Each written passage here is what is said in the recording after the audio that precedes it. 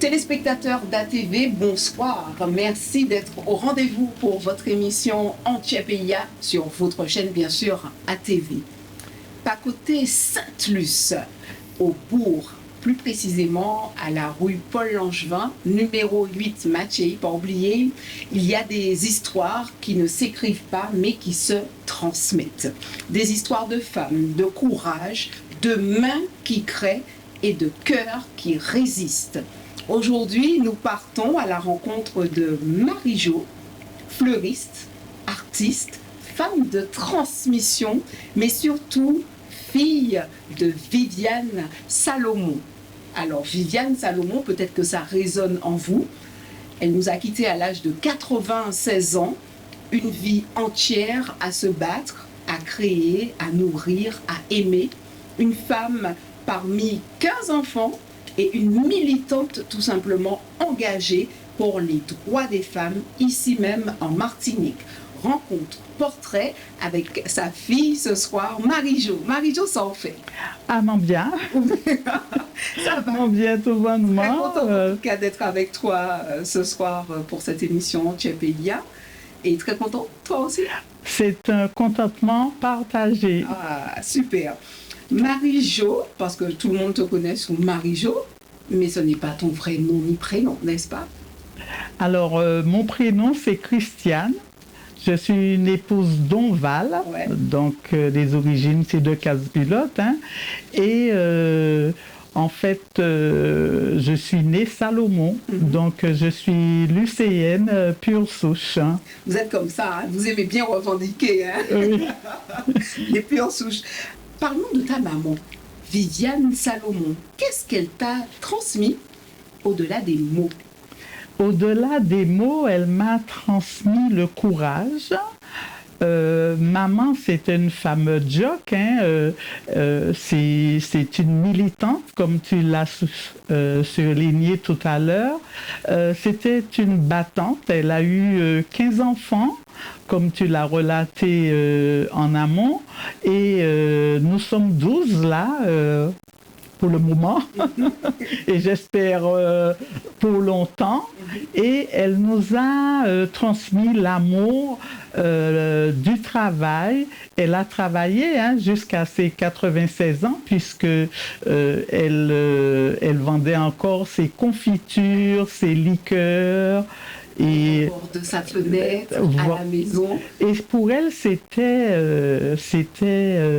de l'amour qu'elle transmettait, et qu'elle voilà, recevait aussi. et qu'elle recevait.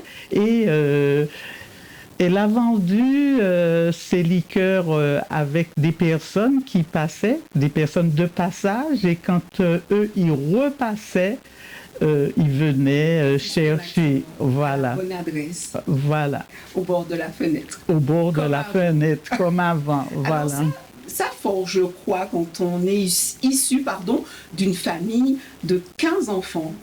Alors, ça forge l'entraide. Parce que là, pour le moment, tout le monde m'aide un petit peu. Comme j'aime à dire, c'est Grindiric à plein sac. Il n'y a pas de petite aide. Toute aide est bienvenue et c'est ce qu'on partage entre nous. On a une femme militante, on parle de débrouillardisme, mais aussi beaucoup de dignité, n'est-ce pas? Oui, maman, c'était une femme élégante. Hein. Tout le monde la connaît pour sa grande taille et son élégance. Elle aimait porter les bijoux, elle aimait sa dentelle, elle aimait sa guipure. Elle aimait s'apprêter, quoi. Voilà, elle aimait s'apprêter, comme ses filles. Alors, on va revenir sur toi, Oui. Marie-Jo. Tu me permets quand même de t'appeler Marie-Jo. Avec plaisir, oui. Tu as occupé plusieurs postes. Parlons un peu rapidement, parce que je sais que tu as eu plusieurs casquettes. Tu as occupé plusieurs postes professionnels avant. Mais qu'est-ce qui t'a amené à changer de vie? Alors, qu'est-ce qui m'a amené? Effectivement, j'ai volé comme un petit papillon, mais je me suis laissé voler. c'est-à-dire là où Le vent me portait, j'y allais. Et c'est avec plaisir que je suis venue vers les fleurs. Mais c'est un plaisir qui datait parce que ça fait plus de 40 ans que Les fleurs sont dans ta vie, dans Voilà. ton cœur, dans ton environnement, n'est-ce pas? Et tu as beaucoup effectivement papillonné, Oui, oui, oui, mais tu es revenu en Martinique il y a déjà quelques années, n'est-ce pas? Et oui. ce retour, est-ce que pour toi c'était une évidence ou encore un besoin? Pour être honnête avec toi, c'était pas un besoin parce que là où j'étais en Alsace, à Colmar plus exactement. On avait déjà notre petit cocon familial, on avait déjà construit en Alsace.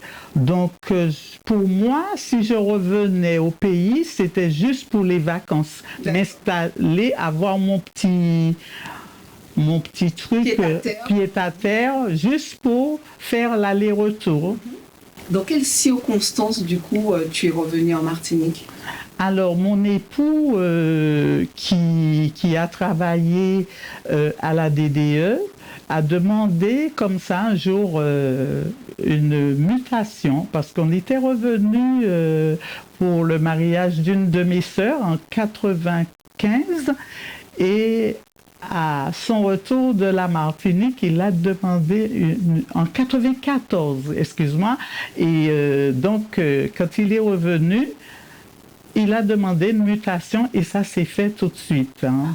D'accord. Donc, il fallait quitter l'Alsace. Il fallait quitter l'Alsace, donc je l'ai suivi. Mais comment tout a commencé? Alors, tout a commencé chez une amie qui s'est installée en Alsace, une Alsacienne de pure souche, et qui avait son magasin de fleurs. Et en même temps, elle était professeure d'art floral, donc elle avait les techniques qu'il fallait, tout ça. Et quand j'ai eu ma fille, donc la deuxième de mes enfants, elle me la gardait le mercredi. Donc chaque mercredi, quand j'allais la récupérer, je la voyais façonner ses bouquets et je trouvais ça merveilleux. Tu étais conquise, tu étais sous le charme. J'étais sur le charme. Quand tu touches les fleurs, tu ressens quoi, Marie-Jo? Alors, pour moi, comment je vais dire ça? Quand je touche des fleurs, je suis émerveillée parce que j'aime déjà peindre, déjà. Donc pour moi, c'est comme un tableau que je façonne, que je peins. Voilà. C'est quoi ce que tu ressens, ces émotions? Une liberté. Alors une liberté de faire des choses, d'arriver à un but. Voilà. C'est une magie qui opère vraiment? Ah, c'est une vraie magie parce que quand je démarre une création, je ne connais pas l'issue de cette création. Je la découvre au fil du temps. Ça nous permet d'aller sur un terrain, parce que quand tu parles de se toucher justement, alors on parle de sensoriel, mais il y a aussi le côté même presque spirituel, n'est-ce pas? Oui. Ce voyage, on parle de, par exemple, le jardin d'Éden, voilà, où il y a toutes ces fleurs, toutes ces couleurs, ces odeurs aussi, et tout. Et c'est cette magie qui te parle, qui pénètre en toi. Exactement, c'est ça, ces couleurs. Avec les fleurs, on va d'une couleur à l'autre, et même avec le feuillage aussi. Donc, c'est toujours des palettes de couleurs, voilà, et ça m'émerveille à chaque fois. Qu'est-ce qui t'inspire? Là, aujourd'hui, tu nous as concocté de magnifiques bouquets. Mais qu'est-ce qui t'inspire vraiment quand tu composes un bouquet? Tu pars de quoi? Ou bien tu pars et comme le vent? Alors, souvent, ça m'arrive de dresser un canevas. Et puis finalement, au cours de la création, je bifurque, voilà. D'accord.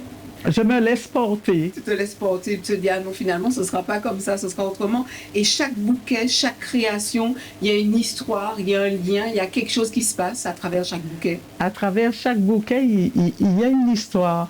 Parce que souvent, ce sont des feuillages que j'ai pu cueillir à travers mes passages dans la nature. Je rencontre un feuillage, je me dis, ah, Wow. je vais faire quelque chose. Voilà. Il y a quelque chose à faire avec ça. Quand on parle de fleurs, bien sûr, les fleurs accompagnent et marquent des moments forts dans nos vies, n'est-ce pas? On parle de tristesse quelquefois, mais on parle aussi de joie, de plaisir d'offrir, tout simplement, marquer une date, marquer un moment, un temps dans nos vies. Il faut être très sensible à ça. Effectivement, il faut être sensible, mais à l'écoute aussi de la personne qui est à la recherche de ce bouquet. Voilà.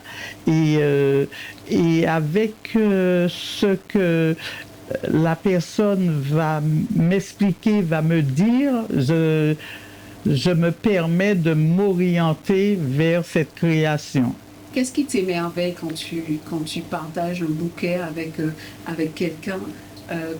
Tu transmets tout ce qui est en toi, tu transmets cet amour, justement. C'est vrai que je transmets, mais je reçois aussi de la personne. Parce que quand la personne reçoit, je me dis, waouh, j'ai gagné. Tu as répondu à la demande. Effectivement, effectivement. C'est quelque chose, un bouquet. Et on a envie que ce bouquet, il soit éternel, des fois. Exactement. Et j'aime quand les clientes reviennent vers moi et me disent « Ouais, je suis contente, mon bouquet a duré presque 3 semaines. » J'ai dit « Waouh, j'ai gagné quelque chose. » Voilà. Tu travailles beaucoup avec toutes sortes de fleurs, n'est-ce pas? Tu composes pas mal de bouquets avec toutes sortes de fleurs, de matières aussi, n'est-ce pas? Chez nous, on sait, hein, on le dit tout le temps. On a une richesse. On a une richesse en termes de fleurs, de couleurs, de formes, de végétaux. L'île aux fleurs, n'est-ce pas? Tu arrives à adapter avec aussi d'autres plantes, on va dire, parce que là, rien qu'en te regardant, tu as un magnifique bouquet qui justement habille ton bras, ton poignet, pardon. Et du coup, il y a des fleurs dans tout le monde. Oui. Je trouve ça, waouh! Effectivement, j'ai été inspirée et j'aime ce côté. Ordinaire aussi. Voilà, j'aime ce côté-là. C'est ta signature. Exactement, c'est ça. Tu as tout compris. Voilà. C'est wow. Et puis les couleurs, la forme, il faut savoir choisir la plante qui va faire le retombé que tu veux. Mais c'est quelque chose, c'est du talent, tout simplement. Oui, il faut trouver la plante, mais il faut trouver aussi l'accessoire qui va accompagner ce végétal, cette plante, cette fleur, la forme de la fleur, voilà. Et du coup, toi, c'est important justement d'intégrer nos fleurs, parce qu'il y a d'autres fleurs aussi qui existent avec lesquelles on pourrait créer de très beaux bouquets aussi, mais la fleur locale, elle a toute sa place. J'aime travailler la fleur locale, je peux le dire. J'aime travailler la fleur locale. C'est préféré, c'est oui, la fleur locale. Oui. Ouais. Il n'y a pas de mystère, il n'y a pas de... voilà. Il y en a une peut-être qui se démarque un peu du lot ou le choix est trop difficile? Le choix est difficile parce qu'on a du shampoing. Tu l'appelles le shampoing? C'est cette fleur-là qui ressemble à l'ananas. C'est de toi. Voilà, en plus. Hein. Oui, alors... Qu'est-ce qu'elle a de wow, qu'est-ce qui est particulier? L'odeur, hein, cette espèce de... La forme et l'odeur. L'odeur de térébenthine un peu que ça dégage, j'aime bien. J'aime bien la travailler. Du coup, tu travailles avec des producteurs locaux? Je travaille avec les producteurs locaux et eux, ils me satisfont. Oui. C'est important pour toi, tu es exigeante à ce niveau? parce que j'aime la qualité, j'aime les fleurs fraîches et eux, ils le savent d'ailleurs, comme j'essaye d'être vrai. Je ne dis pas que je suis vrai, j'essaye d'être vrai dans ce que je fais et dans ce que je dégage et ce que je veux recevoir. Donc ils le savent en fait au bout de 4 ans maintenant, même plus, puisqu'avant j'achetais déjà chez eux, ils le savent. Est-ce qu'on prend le temps de donner dans notre quotidien de la place aux fleurs dans nos vies? Quel regard que tu as sur le rapport que l'on a avec... est-ce qu'on prend le temps de regarder notre végétation? Est-ce qu'on prend le temps de dire waouh, c'est magnifique cette plante, cette fleur, elle est belle, je la vois bien à la maison? Est-ce qu'on prend le temps de simplement justement mettre un petit bouquet, un petit branche-fleur, un petit dencaille là? Oui, oui, j'aime bien. Ne serait-ce. Société, nous, est-ce qu'on... Alors, c'est vrai que c'est pas encore rentrer vraiment dans les mœurs comme là-bas, puisque j'ai vécu, j'ai voyagé aussi. C'est pas la même chose. C'est pas la même chose. Ici, il faut une circonstance. Malheureusement, c'est le deuil dans la douleur. Mais ça commence, je vois, j'ai beaucoup de jeunes hommes qui viennent acheter un bouquet pour leur dulciné ou pour, voilà, oui. Et je les accompagne, hein. Oui. Alors juste une petite parenthèse comme ça, parce que justement tout à l'heure en venant ici, on cheminait et on a eu un coup de cœur pour une plante qui était wow, dans un pot. Alors pour ne rien te cacher, c'était un beau bananier et tout, avec le sable et tout, mais on se dit mais c'est de l'artificiel, c'est pas du naturel du tout. Oui. Est-ce que justement l'artificiel n'est pas en train de prendre le pas sur la magie qui opère quand on a de belles fleurs naturelles chez nous? Est-ce qu'on n'est pas en train de délaisser malheureusement justement nos fleurs fraîches, quoi, tout simplement, naturelles? Alors, moi, je dirais non. Ah. Je dirais non. Tant mieux. Et parce que je fais un clin d'œil à la profession de fleuriste, hein, à mes collègues fleuristes qui savent bien le faire, bien partager leur passion. Et de plus en plus, on arrive à apporter, je dirais, cet amour-là pour la fleur naturelle. Très souvent, on parle d'amour. La rose sort son épingle du jeu.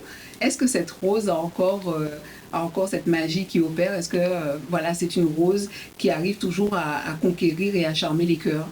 Alors, il y a la rose, mais il y a la pivoine. Il y a aussi le lys. Ah, le lys. Voilà, le lys, j'aime bien. Je travaille. C'est classe. Oui, oui. Et j'affectionne personnellement le lys. Donc, on trouve souvent du lys dans mes bouquets avec un mélange aussi de fleurs locales, comme je l'ai dit, et même dans les moments tristes, on trouve le lys aussi. Parce que quand je confectionne un bouquet, une gerbe pour ces moments, un moment de deuil. Je mets pas forcément des fleurs tristes. Ah ben c'est ce que j'allais te demander.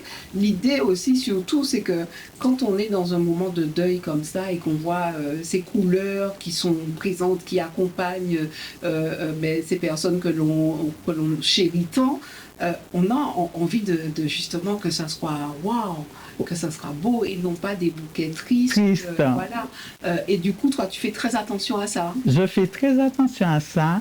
Et même quand la personne, j'essaye d'accompagner aussi ces personnes, leur dire que le deuil, c'est pas un moment triste. souvent, c'est une liberté pour aller vers son créateur. C'est pas vraiment un moment de tristesse et tout ça. Et qu'on le veuille aussi, voilà. Cette douleur, cette tristesse, mais c'est vrai que, comme vous dites, bon, alors ça dépend des convictions des uns et des autres. Oui. Alors, on a parlé de l'artiste tout à l'heure, parce que je me permets d'appeler toutes ces personnes qui façonnent, tous les fleuristes qui façonnent chez nous en Martinique des bouquets. Vous êtes des artistes et toi, tu t'arrêtes pas à ça parce que tu fais de l'aquarelle, Marie-Jo. Oui, j'aime peindre. Oui. Et particulièrement, elle met encore des fleurs dans sa vie avec l'aquarelle, c'est ça? Oui, c'est ça. J'aime bien peindre les fleurs, retrouver le côté, la magie, je dirais. C'est ce que je transmets avec mes peintures. Quand on prend le temps de faire une composition, on a l'impression qu'il y a une sorte de synergie qui opère, de fleurs en feuilles. Tu vois ce que je veux dire? En fait, il y a une feuille qui va avec une autre, il y a une fleur qui vient donner cette petite touche à cette verdure qui n'a pas forcément de couleur, mais en fait voilà, il y a moi je trouve ça wow quand on prend un bouquet, quelles que soient les raisons, hein, pour quel événement, mais le bouquet, la composition du bouquet, parce qu'en plus c'est un bouquet qui sera toujours unique. On est d'accord? En tous les cas, chaque bouquet qui passe dans les mains de Marie-Jo, c'est un bouquet unique parce que il y a quelque chose qui sort de l'âme de mes tripes et c'est ce que j'essaye d'exprimer par rapport à travers mes diverses compositions. Ouais. Alors, ça fait combien de temps que tu es à la rue Paul Langevin à Sainte-Luce, Marie-Jo? Alors, ça fait 4 ans. 4 ans? 4 ans. C'est tout récent? C'est tout récent, tout frais. Comment ça se passe? Ça se passe très bien. Tu n'es pas parti bien loin, tu es dans ta commune? Oui. Les parents habitaient juste en face. Ah, d'accord. Et c'est pour ça qu'il y a toujours cette petite pancarte. Voilà, confiture. Ne dites pas que vous vendez encore des confitures au bord de la fenêtre. Non, on n'en vend pas, mais on n'a pas encore. Vous avez gardé? Oui, on n'a pas encore enlevé ce panneau. Parce que ça, c'est la signature de maman. La signature de maman, voilà. C'est tellement magnifique. Oui. Oh là là, elle a son empreinte là, comme ça. C'est de l'émotion. Oui. Et je la revois encore traverser la rue et vers 13h et elle me disait est-ce que tu ne penses pas venir manger, tu vas tomber pour moi, voilà. Ça ne pique pas qu'à chaîne tout bout. Voilà. La transmission pour cette profession, qu'en est-il? Est-ce que la relève est bien là? Et toi, est-ce que tu joues ce rôle de, justement, opération séduction, j'aime beaucoup dire ça, pour pouvoir, justement, assurer une relève? Alors, ça m'arrive de passer dans certains collèges ou dans les lycées. Il y a un lycée à Châteauboeuf, hein. Ça m'arrive et on me demande d'accueillir justement des élèves de Châteauboeuf pour les montrer, pour les transmettre cette envie de créer, voilà. Oui, d'accord. Et la magie opère ou pas? Pour le moment, celles que j'ai déjà rencontrées, celles qui sont passées chez Marie-Jo, ont réussi leur concours, voilà. Qu'est-ce que tu aimerais, toi, laisser comme trace de tout cela? Alors, j'aimerais bien que ma fille, elle est intéressée à prendre le relais. Hein? De temps en temps, elle me rend visite, hein, et elle crée déjà. Et elle va probablement se positionner. En fait, elle s'est déjà positionnée, mais elle ira se former aussi.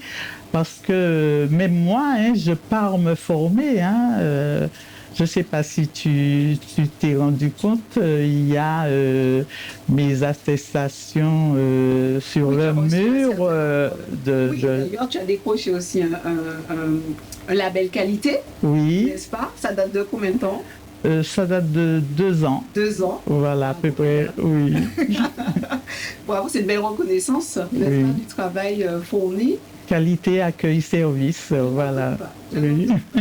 Ça se voit, ça transpire. Voilà, elle ne pouvait que recevoir ce label complètement. Quel serait le message fort que tu aimerais faire passer aux téléspectateurs qui nous regardent ce soir? Tu as envie de leur dire quoi?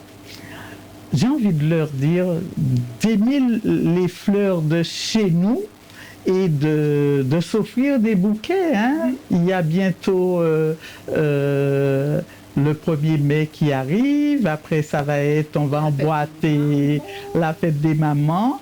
Donc, Marie-Jo, comme les autres fleuristes, se feront une joie de les accompagner sur le choix des bouquets, le choix des compositions. Voilà. Ça fuse déjà peut-être là dans le cerveau sur les merveilleux bouquets que tu feras, que ce soit pour le 1er mai, mais aussi pourquoi pas la fête des mères et bien d'autres. Et bien d'autres. Maintenant, on offre au papa des fleurs aussi, hein.